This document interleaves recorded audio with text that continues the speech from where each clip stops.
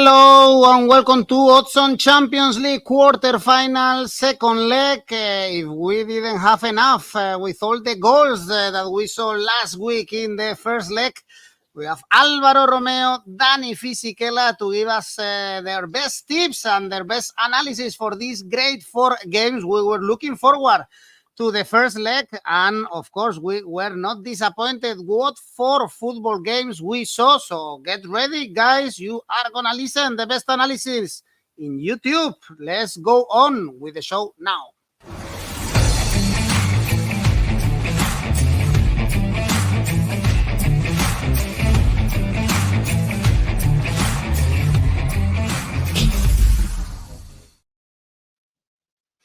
And of course, don't forget to leave your comments. This is a live video, so also ask any question to Dani, to Alvaro, and don't forget to subscribe to our channel. Happily, we are back.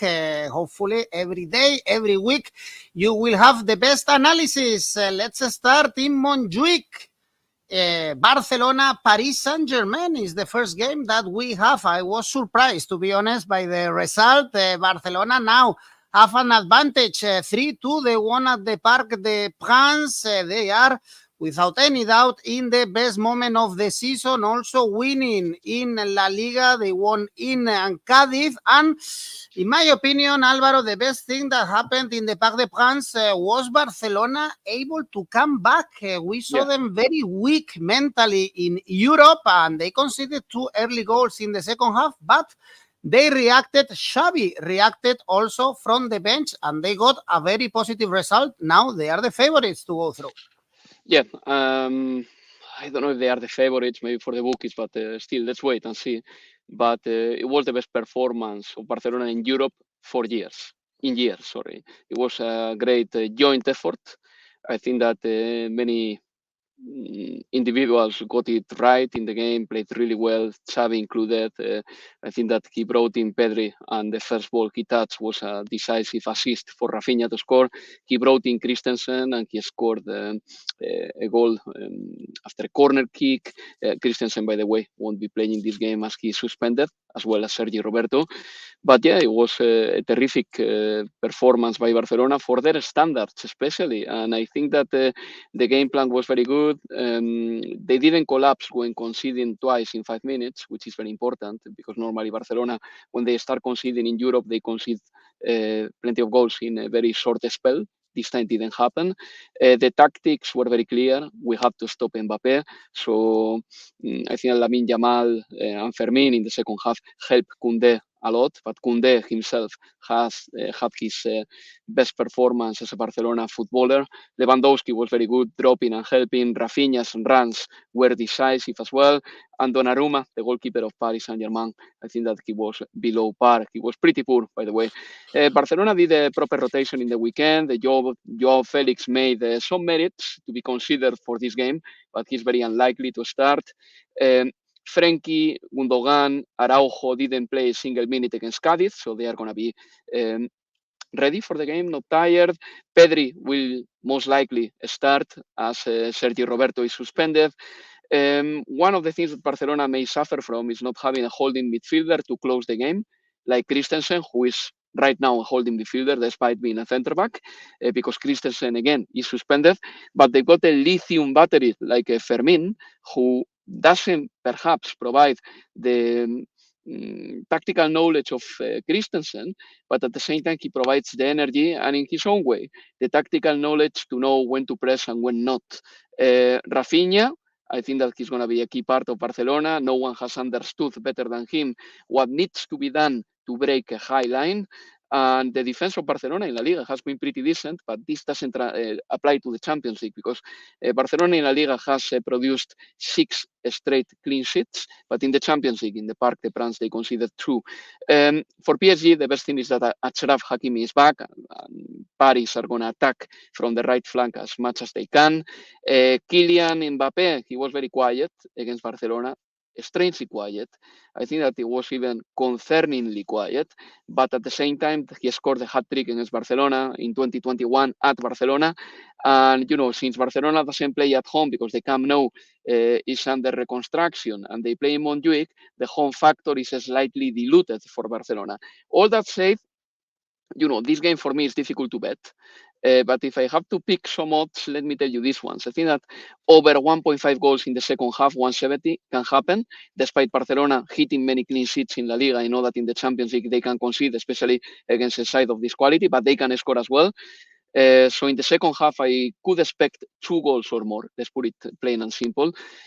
Mbappé to score or assist 1.8. It's strange that Mbappé goes a couple of games without scoring in the Champions League. I know that. But still, I'm not completely convinced about this. As I said, for me, there is better value somewhere else. And Koundé to make 2 or more fouls if Mbappé is active, something that you can actually pick as the game starts in-game betting, that pays 3.0. Koundé went to the gym at 4 a.m. after the game in Cádiz, so he's training hard to be fit for this game. Dani, Luis Enrique was not very negative after the first leg, and he was not very sad, let's say, by the performance of the team, but we saw, for instance, how Mbappé was very quiet, how Donnarumma made mistakes. We saw PSG suffering in defense in the whole Champions League. So I guess there is room for improvement for the Parisians. Certainly there is, but I think the question for Luis Enrique is about the formation, the lineup. Didn't really understand the back four with Lucas Beraldo instead of Skriniar, perhaps. And in the midfield, I don't understand why Zaire Emery and Ugarte didn't start the game. Asensio didn't have a great game. Then he changed in the second half, and I think things got a little bit better for PSG, which now got a mountain to climb. And I think the problem perhaps with PSG is that we've seen it time and time again. It's very difficult sometimes to get themselves to a high level when the league is pretty much won. They had a lot of relatively easy games. They were unbeaten in 25 games before losing to Barcelona, but they're not going to play. They haven't played this weekend. And despite we get a lot of stick in this program when we talk about rested team and teams that are going to be fatigued, I think the resting is an issue. And I think actually the Spanish teams looked a little bit fresher than the opponents in the previous rounds because none of those three played for the last 9-10 days after their international break. So I think that was a factor. So perhaps here PSG could have a little bit of an edge. But, the stats says Barca are improving. They won the last 6. They are unbeaten in 13 after the 5-3 defeats against Villarreal. They always looked on the brink of a crisis, Barcelona. So you're never quite sure what kind of team is going to get. Normally, when these two sides met, there's a lot of goals. There have been 50 goals in 14 matches in the Champions League between these two. Barcelona only lost 2 of the last 9, but lost the most recent one in 2021, 4-1. And Luis Enrique, by the way, could become the first former Barcelona manager to knock out the Catalans. For me, it's an over here. Over 3 goals, 179. And a quick word on the over-unders. I know the first legs were all overs, both teams to score. But be careful, because this is now when the calculation might come into mind. This is where teams like Atletico Madrid can start playing for the draw. So there is being more cautious, perhaps, in some games. Not necessarily all the 4 games are going to be goal fest, because, although, thanks God, there is no away goal rules anymore. Otherwise, some of the ties will be pretty much over. But yeah, I'm not so sure it's going to be a goal fest anymore.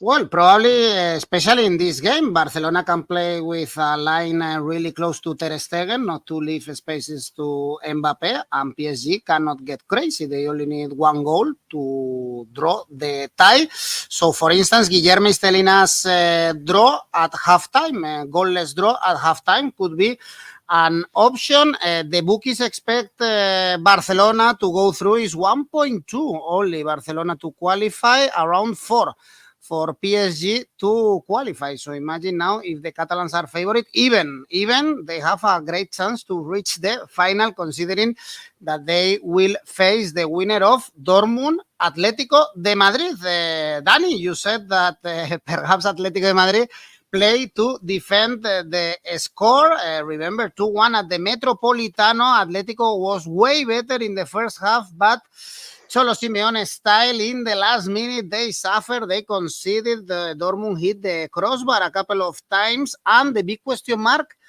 is this one. Atletico de Madrid, to defend the result, they were suffering also this season in San Siro, and I'm not sure this Atletico de Madrid know how to defend as well as the classic Atletico de Madrid that for instance, resisted at the Allianz Arena. I guess you remember that game against Bayern Munich.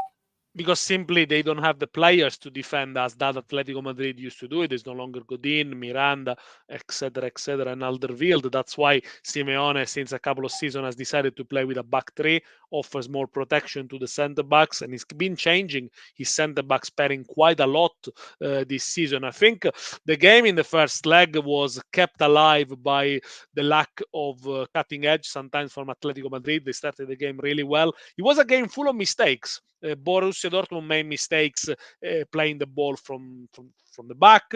Atletico Madrid made mistakes in the second half.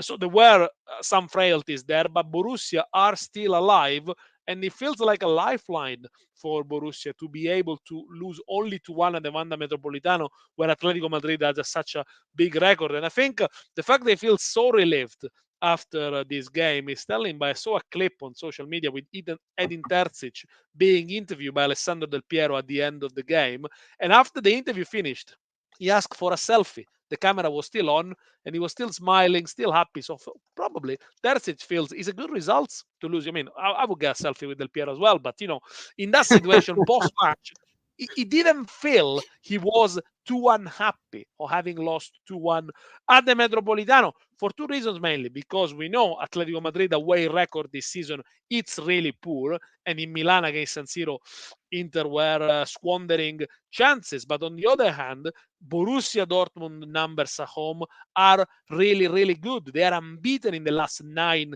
Champions League games at the Signal Iduna Arena, never reached 10, so that will be a record if they do that. Only lost 2 of the last 18. Borussia recently beat Atletico Madrid 3-4 years ago, 4-0. That was the heaviest Champions League defeat for Simeone. But the record of Simeone, if we look at what Simeone has achieved and where he took Atletico, if he manages to qualify for the semi-final, he deserves a place in history if he hasn't already. Look, he would qualify Atletico for the 4th time for the semi-finals. The record, it's Ferguson with 7 with the same club, of course, and Ancelotti also got 4 with Real.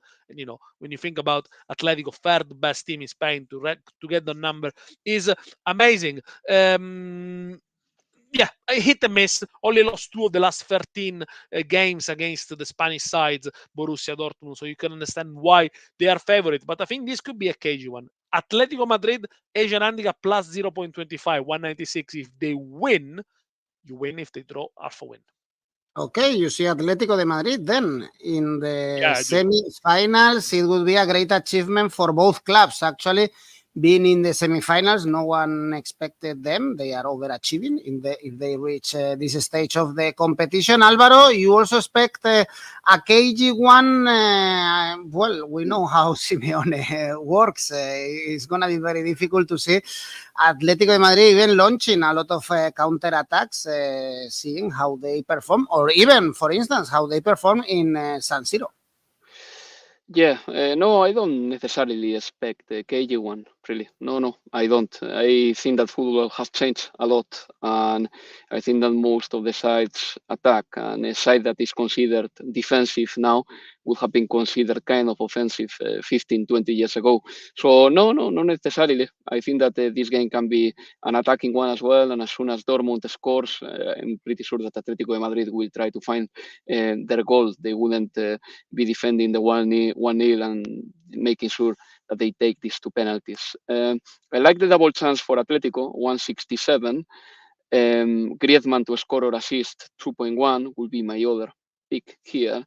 But Daniele was spot on with something. I mean, I think that the rest that Atletico got before the first leg was key, because Atletico was tired physically, really tired. And we saw that in March with a couple of performances that were really concerning. Like, for example, the 3-0 against Barcelona at home, or for example, the defeat they suffered against Cadiz. Those were unacceptable performances by Atletico and by their standards. But thanks to that rest they got, 9 days not playing football, they were able to produce a very energetic first half against Borussia Dortmund, and that made the difference so far in the tie.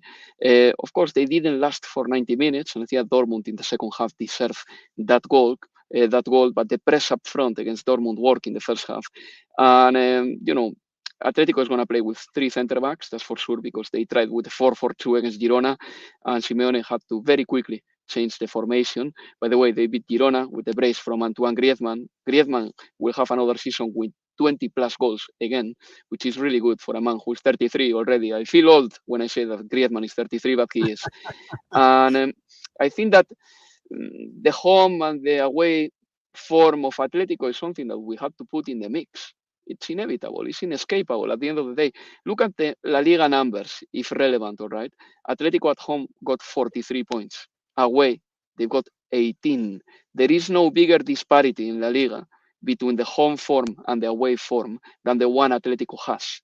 In the Champions League, however, they only lost to Inter this season, but they didn't lose in the group stage. So, I think that we can say that Atletico in Europe, away, they have taken it more seriously, and they have found the formula, or at least they have managed to stay competitive away, whereas in La Liga they are not. What kind of Atletico are we going to watch? I think that we're going to watch an Atletico de Madrid who can get a draw in Germany, okay? I'm not going for Atletico to win, especially. So a double chance for Atletico is what I could probably back better, keeping into consideration that Dortmund, when they start producing a football storm, they can create many chances very quickly. And Sebastian Aller, as well, is a footballer that we should be looking out for, because he has scored 12 goals in 13 Champions League games, which is a really, really good tally. He scored against PSV, for instance, in the last 16 round. Well, Alvaro, Dani, Fisichella both trust Atletico de Madrid. Tell me in the comments. We have Clement going also for Atletico to win an over 2.5 goals.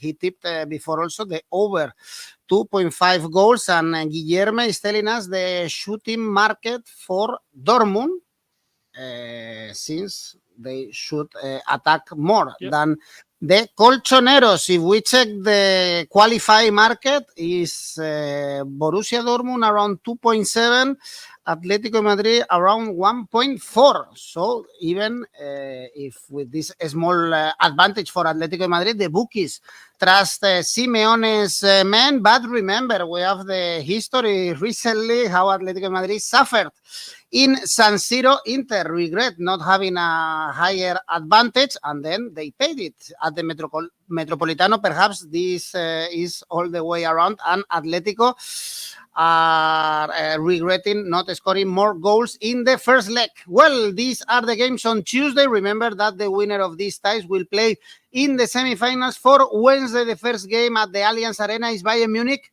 Arsenal. For me, to be honest, this would be the most clear result that I have in mind. So I really think Bayern Munich will be in the semi-final. I think they will be in the semi-final. I don't see them losing at home in the quarterfinals against Arsenal, kind of always screwing it up in the Champions League, and they also screw it up at the weekend in the Premier League. Bayern, now with the Bundesliga totally lost, they have to focus, of course. In the Champions League, it was a game full of mistakes. The one at the Emirates for both sides, and even for the referee, because perhaps we should have seen a couple of penalties. Dani, do you agree with me or with the bookies? Because the bookies don't know where to go. I would tend to go for Bayern Munich.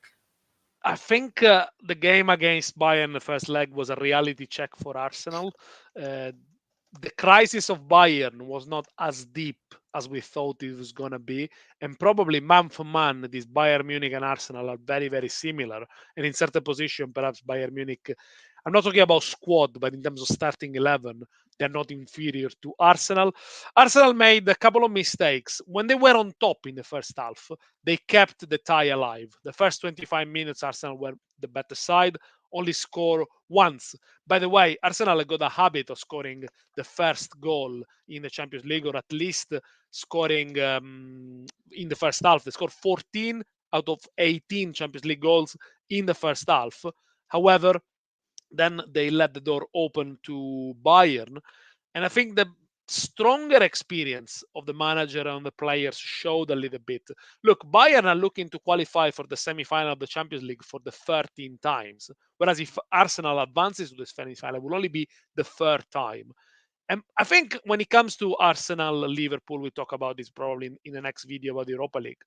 Chasing a treble winning title team like Manchester City in the league, it's logo rating you. It's difficult, it's tough, it's hard. You got to win every single game. You have to be on top every single time. And sometimes you just slip, you let it go if you're not used to it. Mistakes can happen. This Manchester City side is not perfect, but for Arsenal and Liverpool to be there right at the top every single week, it takes a toll, I guess. But yeah, Arsenal have a chance.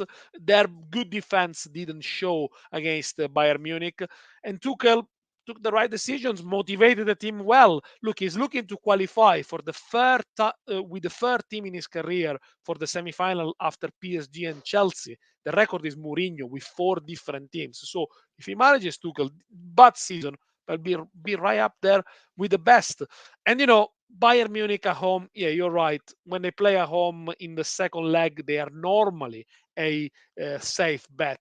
They failed to qualify just once in the previous 18 games when they avoided defeat in the first leg. That was in 2019 against Liverpool.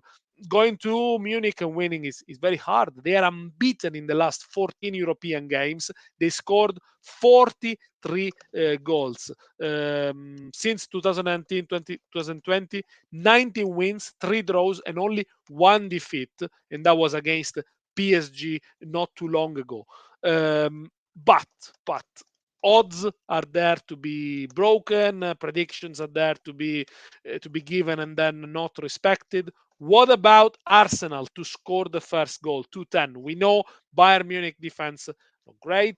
The centre backs, Dyer, Upamecano, perhaps Kim is coming back. They're having a bad season. As I mentioned, Arsenal have got a good record of scoring the first goal, scoring in the first half in the Champions League. Arsenal to score the first goal, 2-10, but not necessarily to qualify. Well, we saw them suffering in the Dragao and losing the first game also this year in the Champions League in the Bolaert in Lens. Pedro is telling us Bayern to win. Bayern, Asian Handicap 0, should pay well also, around 2.0, a very important game for the UEFA coefficients, as Ergo is telling us, to give the 5th spot to qualify for the Champions League. And this could be the week where Arsenal screw up the entire season like Liverpool, the previous one. Alvaro, are you a bit more optimistic with this Arsenal, or you give all the credit to the Germans as I do? No, I just disagree a little bit with you, Edu. I think that Arsenal haven't screwed anything. Basically, they are a very good side who loses games every now and then, and same thing applies to Liverpool. The thing is that we measure and we define Arsenal in comparison and in relation to Manchester City. And in relation to Manchester City, everyone looks bad. But Arsenal is doing a terrific season. And they hadn't lost a single game in 2024 in the league until this Sunday. So, okay, we can say fine, we can spell out the narrative that they screw up, but my narrative is that they are a very good side, but they are mortal in a way. Whereas Manchester City, with all the money they are getting from a state, and with probably the best possible manager to win a league, Pep Guardiola, because he never slacks off. Never. Manchester City is going to run with the title, or it looks like that. But I think Arsenal is having a fine season, and against Bayern, all right. I think that they were a little bit disappointed because they drew at home. But this is an Arsenal side which is playing toe-to-toe with the team with a similar power to them. There was a turning point in the game at the Emirates, which is Ben White having a one-on-one with Manuel Neuer. I was there at the Emirates, and it looked like he was going to score. It looked easy. And he shot it at the goalkeeper. They didn't profit that moment.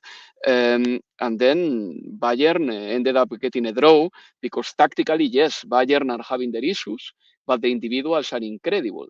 And for example, William Saliba and Gabriel Magalhães had to face their toughest opponent to date, who is Harry Kane, who was fantastic. He was absolutely fantastic at the Emirates. One thing that Arsenal did that normally doesn't do in the Premier League is Arsenal let Bayern run. How many teams do we see having counter-attacks against Arsenal in the Premier League, despite Arsenal playing with a high line? We don't see many. In fact, Aston Villa beat them this weekend not having counter-attacks, apart from the goal from Ollie Watkins when Arsenal had to score. But Aston Villa beat them just keeping the possession. I think that for Bayern, Sané was terrific. He was rested in the weekend. Hopefully he will be playing. No Gnabry, which is a little bit of a difficult injury for Bayern. That said, Kingsley Coman is going to be available, and he offers a lot in the wing as well. What is going to be the approach from Bayern? This is a question for me. If they have the possession and they attack, sometimes they bottle a little bit, and they are not very fluid. If they counter, then I think that they will have more chances. But can they counter at the Allianz Arena? I'm not too sure about that. I think that the ground wouldn't like it. The good thing for Bayern is that they rested in the weekend 7 players. 7 players who didn't start at the Emirates started this weekend. And this is the most important game that Bayern has this season. Whereas for Arsenal, they had a difficult one against Aston Villa. They played on Sunday. And Arsenal rotates less. In fact, at this point in time, Arteta resorts to 11 players, always the same ones, and he does very little rotations. I think that this game can be a little bit of a goal feast, little bit. I'm going to go for over 2.5 goals, 168. And Harry Kane to score or assist, well, those shots are not available, but I would be happy to pick them.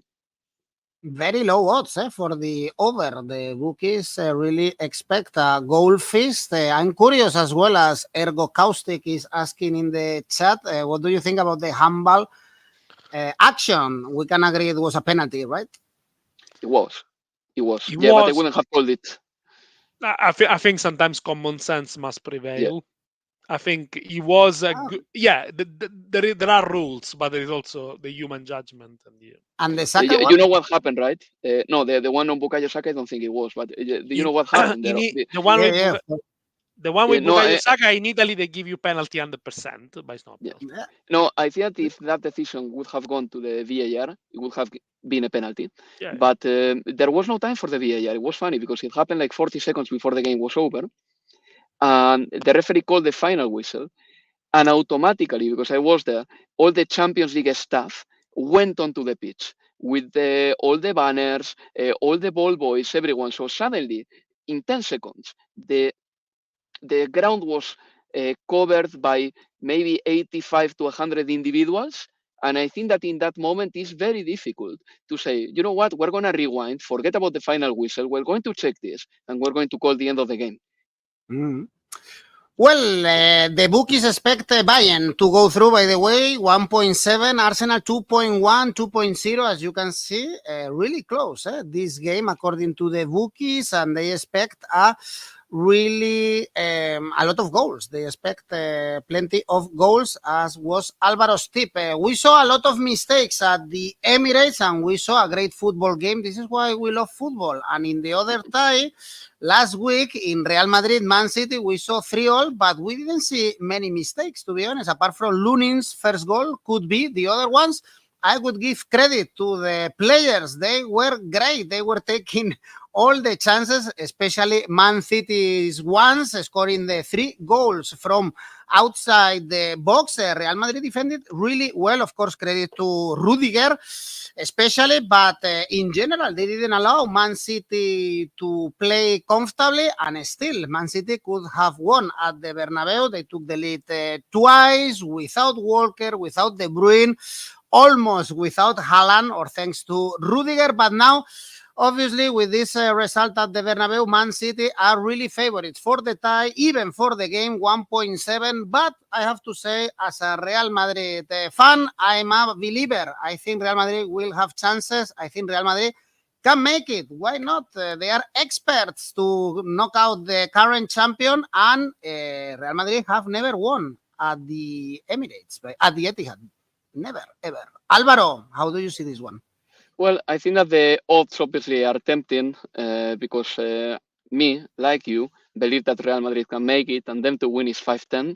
But at the same time, I never get too driven by the odds, and I get more driven by the feeling I've got before even checking them, before even checking the odds. And I think that this game is very contested. I told myself, don't go for the full-time market because you are still not very sure of who is going to win. I think that this is very level. And however, I believe that there will be goals. I don't know if both teams to score is going to be something that happens because last season there were goals, but it was a 4-0 for Manchester City. I'm going to go for goals in general. I think that there will be over 1.5 goals in the second half. This is my favorite one here, 180. I think Real Madrid can score a goal, and Manchester City can certainly do it as well. And I do believe that the game is gonna. If there are many goals in the first half, well, obviously one side will have to come back, and we saw Real Madrid and Manchester City coming back inside the game at Santiago Bernabeu twice. And I think that the comebacks and the roller coaster scorelines can happen here. So, and I do believe that in the second half is more likely to happen. Anyway, what I want to say with all this is that in the first leg, there were 2 comebacks. That Real Madrid was very good, and then Manchester City dominated the second half. That goals can come from very unlikely sources like Guardiola, or from very likely sources like Rodrigo, who scored a beautiful goal.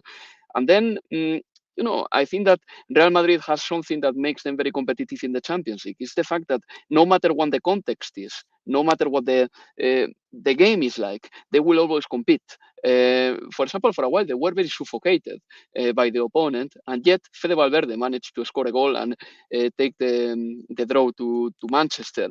I like the tactics from Ancelotti, just doubling up Vinicius and Rodrigo on the left because Kyle Walker wasn't playing. In fact, I do believe that Kyle Walker is going to play this game. He was on the bench for the first time since March against Luton Town in the weekend, and I think that Pep Guardiola was just keeping him for this game against Real Madrid. Also, Guardiola had the little luxury of rotating. Ancelotti as well. And in all fairness, Real Madrid beat Mallorca, Manchester City beat Luton Town, and I'm more than ready to watch the best game in Europe. Tchouaméni is not going to play as a centre back, so the big question is whether Nacho, who is not having a good season, or Militao, who is just back from a very long spell in the sidelines, are going to play next to Rudiger. That is the biggest question for me.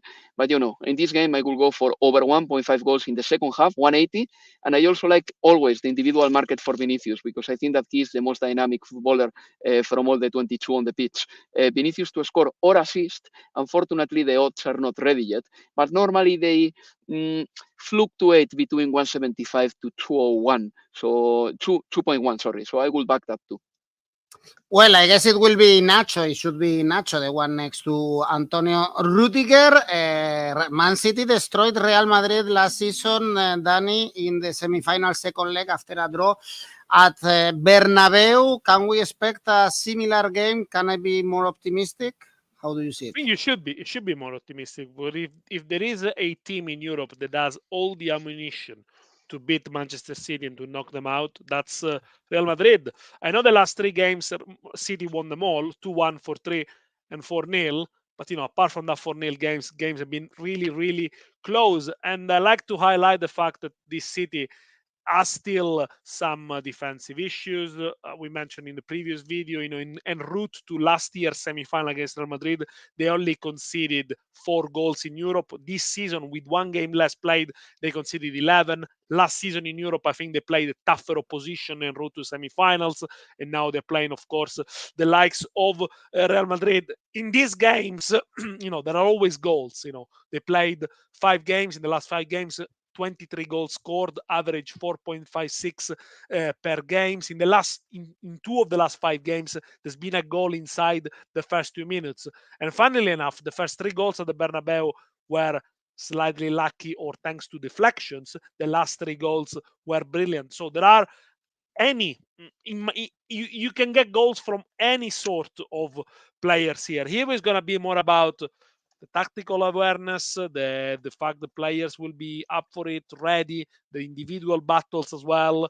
And really, I think City, Real Madrid are a great match for City. But when it comes to Manchester City, we know at home, they do score goals. They do get goals. So the over 2.5 goals probably is the best bet. City have netted 3 or more goals in the last 9 Champions League home games. They are unbeaten in 27 in all competition. If they don't lose against Real Madrid on a Wednesday, they will be unbeaten for 42 home games in all competition, which is a club record. But, as I mentioned, I think Real Madrid is probably now the most suited team to knock them out. 5.10 for Real Madrid to win at the Etihad is way, way, way too high for me. I do like the Real Madrid Asian handicap plus 181. So if they lose only by 1 goal margin, you get your money back. And I think the game is going to be much closer than what it was last season and what people expect. Well, Ferland Mendy was there when Man City lost in Europe at home soil for the last time. Actually, against Lyon, if I'm not mistaken. We have many comments. Clement, Man City 1-2 win. I guess Real Madrid win. Man City 2-1. Real Madrid or draw. Safe bet for Jacobo. Comfortable City win for Mom Spaghetti. Over 1 goal for Real Madrid. Odds are 1.9. Man City and both teams to score for Millie. Plenty of options. A lot of ideas for this game. I guess we should expect goals after the first leg. Over 3 goals is 2. Under 1.9. So basically the line is in 3 goals. We saw a goal feast at the Bernabeu last season. We saw plenty of goals 2 seasons ago. We saw plenty of goals as well at the Etihad. So let's see what happens this year. Dani, your safe bet? Borussia Dortmund Atletico double chance X2 170. So Simeone side to advance to the semifinals. Cholista. Dani has become a Cholista after they knocked us out. After they knocked us out, I hope they get to the final. Yeah, why not? Alvaro? Bayern Arsenal, both teams to score 158. And ACCA, Alvaro? Yeah, before the ACCA, I'm going to tell everyone to change Manchester City, Real Madrid, both teams to score to over 2 goals, all right? Because that's something that the graphic won't show, but it's something I recommend. So it will be Asian handicap plus 0.75 for Atletico, Bayern Arsenal over 2.5 goals, and Manchester City, Real Madrid over 2 goals. Altogether, it should be around 3.9. Martin is asking Bellingham available. Bellingham will be available. He was a shadow in the first leg. Same as Haaland, but hopefully both are present, not only physically, but also touching the ball and doing good things on the pitch. Dani, your ACCA?